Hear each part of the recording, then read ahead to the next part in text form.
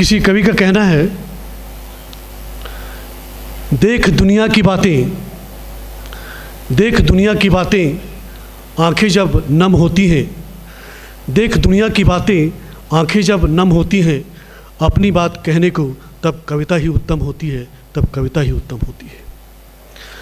तो अपनी बात मैं कविता के माध्यम से सुनाने जा रहा हूँ, और इसमें किसी भी पार्टी को कुछ भी मेरा कोई इंटेंशन नहीं है। जो मैं एक युगबोध का कवि हूँ, जो देखता हूँ वही लिखता हूँ, और जो सच है वही कहने की कोशिश करता हूँ। और कविता कहने के पूर्व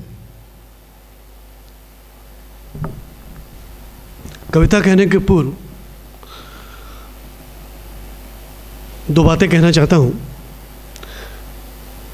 कि कल गली में शोर हो रहा था, कल गली में शोर हो रहा था, आवाज़ आ रही थी कि 400 रुपये में ज़िंदगी भर बैठ कर खाइए।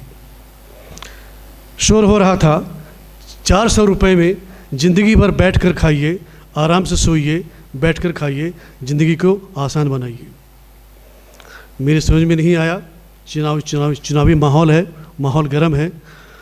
मैंने कहा ये कौन सी पार्टी है जो 400 रुपये में ज़िंदगी भर बैठ के खाइए वाली बात कर रहा है। मैं तो ध्यान चाहूँगा, जब मैंने घर से बाहर निकल के देखा तो एक चटाई वाला था जो कह रहा था कि 400 रुपये की चटाई ज़िंदगी भर बैठ करके आप आराम से खाइए और सोइए। मित्रों, हमारे नेताओं की यही वादे, यही इरादे, झूठे वादे, इसी पर ये कविता आश्रित है कि शीर्षक है कविता का, चुनाव आया देश को फिर चूना लगाने आया।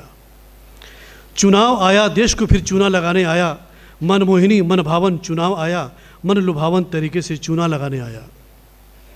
कोई चुनने को बेकरार, ध्यान दीजिए, कोई चुनने को बेकरार तो कोई चुने जाने को बेकरार।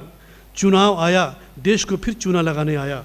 माहौल गर्म है, माहौल गर्म है, नेता गर्म है, जनता भी गर्म है। चुनावी हवा बहुत जोर से चल रही है, सब डुबकी लगा रहे हैं। लक्ष्मी का आगमन हो रहा है, जैसा आपने सुना अभी, लक्ष्मी का आगमन हो रहा है, सोमरस का पान हो रहा है। जनता के तो मज़े ही मज़े हैं, जनता के तो मज़े ही मज़े हैं। ले लो मज़े ले लो, क्योंकि चुनाव आया देश को फिर चूना लगाने आया। क्या बोलते हो भाई, क्या बोलते हो भाई चूना लगाने, क्या बोलते हो यार हमारा अधिकार। अरे कैसा अधिकार, कहाँ है अधिकार। यह चुनाव नहीं, यह देश को लूटने वालों का चुनाव है। यह चुनाव नहीं, यह देश को लूटने वालों का चुनाव है। देशवासी लूटने वाले को चुनते हैं, देशवासी लूटने वाले को चुनते हैं, फिर 5 वर्ष उन्हीं के हाथों लूटे जाते हैं। कभी टैक्स द्वारा, कभी GST द्वारा, कभी ATM सर्विस द्वारा, कभी कोई कारण, कभी कोई बहाना, वह हर कदम पर लूट रहा है। कभी कुछ तो कभी कुछ, कभी और तो कभी कुछ और। बीच बाज़ार में उसकी बहू बेटियां भी लूटी जा रही हैं, सामूहिक रूप से लूटी जा रही हैं, और तब सरकार को मुंह से बहुत दुख होता है। नारी सुरक्षा कानून बना नहीं सकती, नारी सुरक्षा कानून बना नहीं सकती, और बड़ी बड़ी बातें करती है, इसलिए तो निर्भया का शिकार आज भी जारी है। सीमा पर जवान लूटा जा रहा है, सीमा पर जवान लहूलुहान हो रहा है। गणतंत्र दिवस पर ध्यान दीजिए, गणतंत्र दिवस पर अपनी शक्ति का प्रदर्शन कर दिया, जबकि सेना का जवान पत्थरबाजों से हार जाता है। उसका परिवार लूटता जा रहा है, उसकी कीमत रुपए में चुका दी जाती है। शायद उस रुपए से वह जिंदा हो जाए। बेवकूफ़ बनाने के लिए कह दिया जवानों की शहादत बेकार नहीं जाएगी। उधर सर्जिकल स्ट्राइक के बाद भी जवानों की मौत जारी है। आर पार की लड़ाई का समय है यारो, ऐसे मौक़ों पर भी सरकार घड़ियाली आंसू बहा देती है। ज़रा सोचो, ज़रा सोचो, अगर इसी तरह जवान मरते रहे, शहीद होते रहे, और कल कोई सेना में भर्ती ही ना होना चाहे तो देश का क्या होगा, हमारा और आपका क्या होगा।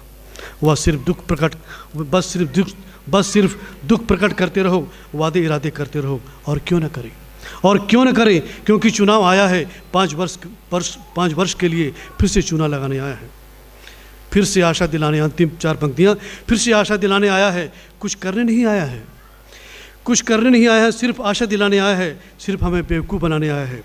न खुद बदलने, न देश को बदलने आया है। जैसा चल रहा था वैसा ही चलाने आया है।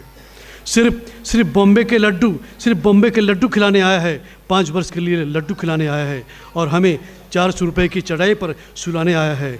चुनाव आया है, देश को फिर चूना लगाने आया है। चुनाव आया है, देश को फिर चूना लगाने।